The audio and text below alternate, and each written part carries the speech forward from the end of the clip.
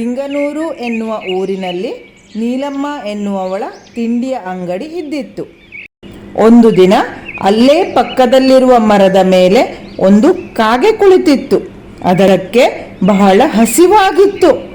ನೀಲಮ್ಮನ ಅಂಗಡಿಯಿಂದ ಬರುವ ತಿಂಡಿಯ ಪರಿಮಳಕ್ಕೆ ಬಾಯಿಯಿಂದ ನೀರು ಬಂದಿತು. ಅರೆ, ಆ ಅಂಗಡಿಯಿಂದ ತಿಂಡಿಯ ಪರಿಮಳ ಬರುತ್ತಿದೆ. ಯಾವುದಾದರೊಂದು ತಿಂಡಿಯನ್ನು ಕಚ್ಚಿಕೊಂಡು ಹೋಗಿ ನಾನು ತಿನ್ನಬೇಕು. ಕಾಗೆಯು ನೀಲಮ್ಮನ ಅಂಗಡಿಯಿಂದ ಒಂದು ಪುರಿಯನ್ನು ಕಚ್ಚಿಕೊಂಡು ಕಾಡಿನ ಕಡೆಗೆ ಹಾರಿ ಹೋಯಿತು. ಏಯ್ ಹುಷ್!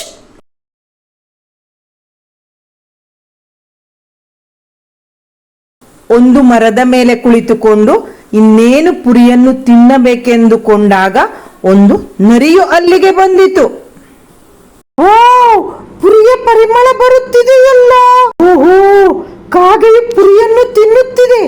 ಏನಾದರೂ ಮಾಡಿ ಆ ಪುರಿಯನ್ನು ನಾನು ತೆಗೆದುಕೊಳ್ಳಬೇಕು.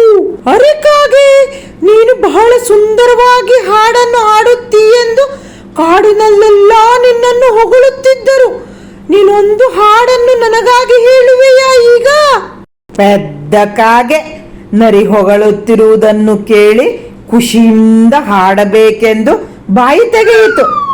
ಕಾಗೆಯು ಬಾಯಿ ತೆಗೆದ ತಕ್ಷಣ ಬಾಯಿಯಲ್ಲಿರುವ ಪುರಿ ಕೆಳಗೆ ಬೀಳತೊಡಗಿತು. ಅದನ್ನು ನರಿ ಕಚ್ಚಿಕೊಂಡು ಓಡಿ ಹೋಯಿತು. ಅಯ್ಯೋ, ನಾನೆಂತ ದೊಡ್ಡತನ ಮಾಡಿದೆ. ಮಕ್ಕಳೇ, ಬೇರೆಯವರು ಹೊಗಳಿದರೆಂದು ಉಬ್ಬದೆ ವಾಸ್ತವಿಕತೆಯನ್ನು ಅರಿತು ಬದುಕಬೇಕು.